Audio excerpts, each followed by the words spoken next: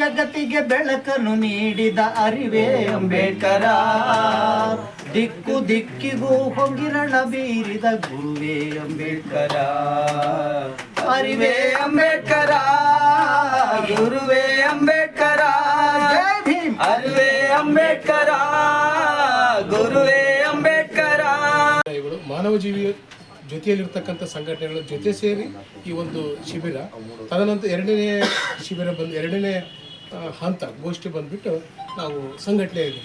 ಮೊದಲನೇ ಹಂತದಲ್ಲಿ ಇಲ್ಲಿರ್ತಕ್ಕಂಥ ನಾವೆಲ್ಲ ಕಂಪ್ಲಿ ಭಾಗಲಿರ್ತಕ್ಕಂಥ ಏನು ಜನಪರ ಹೋರಾಟಗಾರರು, ಮಾನವೀಯ ಜೀವಿ ಪರ ಹೋರಾಟ ಮಾಡತಕ್ಕಂಥ ಮತ್ತು ಮಾನವೀಯ ಸಂಬಂಧ ಉಳಿಲಿ ಅಂತಿರ್ತಕ್ಕಂಥ ಮುಖಂಡರು ಈ ಸಮ್ಮುಖದಲ್ಲಿ ಒಂದು ಈ ಸಭೆಯನ್ನು ಆಯೋಜನೆ ಮಾಡಿದ್ವಿ.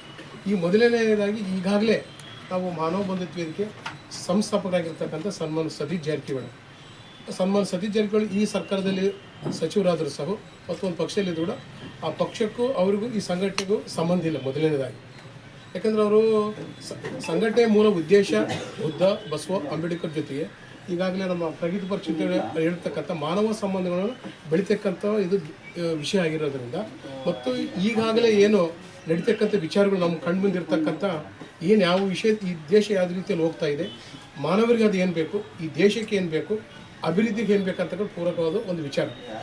ಈ ಒಂದು ವಿಚಾರ ಇಟ್ಕೊಂಡು ಇವತ್ತಿನ ಸಭೆ ಕರೆಯಲಾಗಿದೆ. ಬಟ್ ಬಂಧುತ್ವ ವೇದಿಕೆ ವಿಚಾರದಲ್ಲಿ ಸೈದ್ಧಾಂತಿಕವಾಗಿ, ವೈಜ್ಞಾನಿಕವಾಗಿ ಪ್ರಗತಿಪರ ವಿಚಾರ ಇಟ್ಕೊಂಡು ವಿಶ್ವಕ್ಕೆ ಅವರು ದೇವರಾಗಿ ಹೋಗಿದ್ದಾರೆ.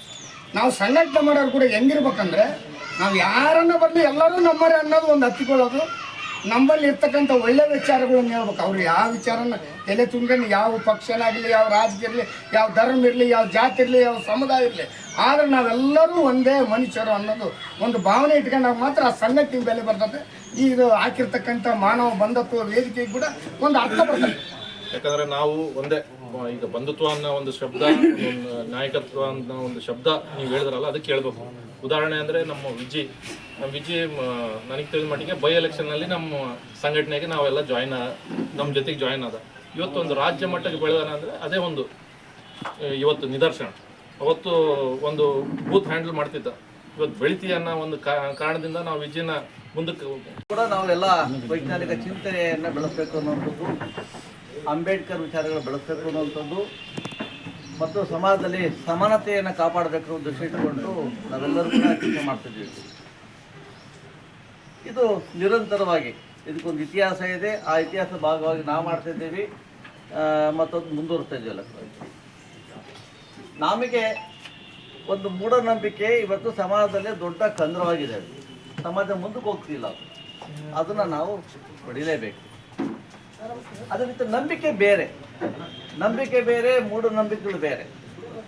ನಂಬಿಕೆ, ನಾನು ದೇವಸ್ಥಾನಕ್ಕೆ ಹೋಗ್ತಿದ್ವಿ, ಒಬ್ಬರು ಚರ್ಚಿಗೆ ಹೋಗ್ತಾರೆ, ಇನ್ನೊಬ್ರು ದರ್ಗೆ ಹೋಗ್ತಾರೆ, ಇನ್ನೊಬ್ಬರು ಮಸೀದಿಗೆ ಹೋಗ್ತಾರೆ, ಅದು ಭಿನ್ನ ಆಗ್ತಿದಲ್ಲ. ಆದರೆ ಅದನ್ನೇ ಬಂಡವಾಳ ಮಾಡಿಕೊಂಡಿರುವಂಥ ಮಠಮಾನ್ಯಗಳಿದ್ದಾವೆ, ಅದನ್ನೇ ಬಂಡವಾಳ ಮಾಡಿಕೊಳ್ಳುವಂಥ ಕೆಲವರು ಚರ್ಚ್ಗಳು ಇದೆಲ್ಲ ಇದ್ದಾವೆ. ಆದರೆ ಜನರನ್ನು ದಾರಿ ತಪ್ಪಿಸುವಂಥವರು ಇದ್ದಾರೆ, ಎಲ್ಲ ಧರ್ಮಗಳು ಇದ್ದಾರೆ. ನಾವು ಅದರ ವಿರುದ್ಧ ಎಚ್ಚರಿಕೆಯಿಂದಿರಬೇಕು. ನಂಬಿಕೆ ಬಗ್ಗೆ ನಾವು ಒಬ್ಬ ವ್ಯಕ್ತಿಯನ್ನು ಗಾಸಿಕೊಳ್ಳಲು ಪ್ರಯತ್ನ ಮಾಡಬೇಕಾಗಿಲ್ಲ, ಆದರೆ ಇದು ಅಪಾಯ ಆಗ್ತದೆ. ಹಾಗಾಗಿ ಸಮಾಜ ಹಿಂದುಳಿದಕ್ಕೆ ಒಂದು ಮೂಢನಂಬಿಕೆ, ಧಾರ್ಮಿಕ ನಂಬಿಕೆಗಳು, ಕಂದಾಚಾರ್ಯರಿಗೆ ಭಾಳ ದೊಡ್ಡ ಅಡ್ಡಿಯಾಗಿದ್ದಾವೆ. ಇದನ್ನು ಹೋಗಲಾಡ್ತದೆ. ಅದೆಲ್ಲ ನಮ್ಮೆಲ್ಲ ಜವಾಬ್ದಾರಿ. ಅಂಬೇಡ್ಕರ್ ಭಾಳ ಸ್ಪಷ್ಟವಾಗಿ ಹೇಳ್ತಾರೆ.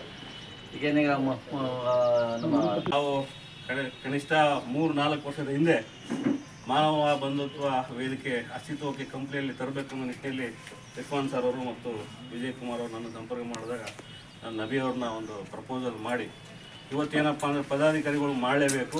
ಯಾಕಪ್ಪ ಅಂತಂದರೆ ಇವತ್ತು ನೋಡಿ, ಮಾನವ ಬಂಧುತ್ವ ವೇದಿಕೆ ಏನಿದೆಯಲ್ಲ, ಇದು ಒಂದು ವಿಭಿನ್ನವಾದ ವೇದಿಕೆ.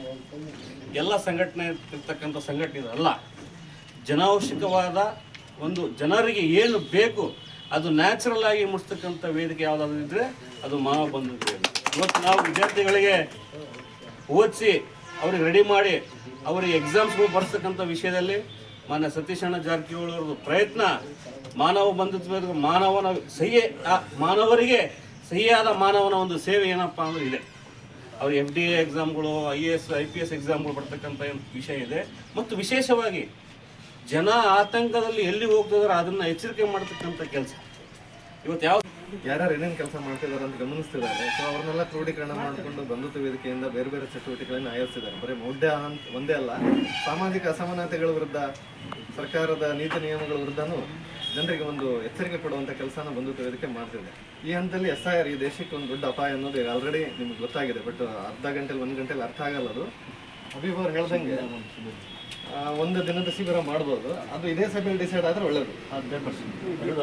ಇದೇ ಸಭೆಯಲ್ಲಿ ಮಾಡೋರಿದ್ರೆ ಅವ್ರನ್ನ ಆಯ್ಕೆ ಮಾಡಿಕೊಂಡು ನಮ್ಮ ಗ್ರಾಮ ಘಟಕಗಳು ಕೂಡ ಮಾಡಿಕೊಟ್ರೆ ಒಳ್ಳೆಯದು. ಅದು ಇದನ್ನೇ ನಾವು ಅವ್ರಿಗೆ ತಿಳಿಸ್ತೀವಿ. ಇದೇ ನಂಬಿಕೆ ಮೂಡ ಸಾಮಾಜಿಕ ನ್ಯಾಯ ಬಂಧುತ್ವ ವೇದಿಕೆ ಸಂಘಟನೆ ಇದೇ ಮೊದಲ ಬಾರಿಗೆ ಕಾರ್ಯಕ್ರಮ ಆಗಿರ್ತಕ್ಕಂಥದ್ದು.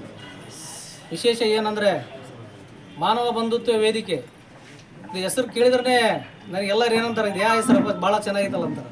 ಮಾನವ ಬಂಧುತ್ವ ವೇದಿಕೆ ಎಲ್ಲರೂ ಒಂದೇ, ಯಾರು ದೊಡ್ಡವರಿಲ್ಲ, ಯಾರು ಸಣ್ಣವರಿಲ್ಲ. ನಾನು ಮಾನವ, ಮನುಷ್ಯರಂದ್ಮೇಲೆ ಎಲ್ಲರೂ ಒಂದೇ ಅಂಥೇಳಿ ಎಲ್ಲ ಸಂಘಟನೆಯವರು ನನಗೆ ಭಾಳ ಖುಷಿ ಪಡಿಸಿದ್ರು. ಯಾಕಂದರೆ ಒಳ್ಳೆಯ ಸಂಘಟನೆದಾಗ ಐದಿ, ಈ ಸಂಘಟನೆ ನಾವೆಲ್ಲರೂ ಬೆಂಬಲ ಊಟ ನಿಮಗಿದೆ, ಸಹಕಾರ ಇರುತ್ತದೆ ಅಂತೇಳುತ್ತಾ ನನಗೆ ಭಾಳ ಖುಷಿ ಪಡಿಸಿದರು. ಅದೇ ಥರ ಮಾನವ ಬಂಧುತ್ವ ವೇದಿಕೆಯ ನಗರದಲ್ಲಿ ಆಗಿರ್ಬೋದು, ಮಾನವ ಬಂಧುತ್ವ ವೇದಿಕೆ ಮುಂಚೂಣಿಯಿಂದ ಬೆಳೀತದೆ ಅಂತ ಹೇಳುತ್ತಾ ತಮ್ಮಲ್ಲಿ ಒಂದೆರಡು ಮಾತುಗಳನ್ನು ತಿಳಿಸ್ತಿದ್ದೇನೆ.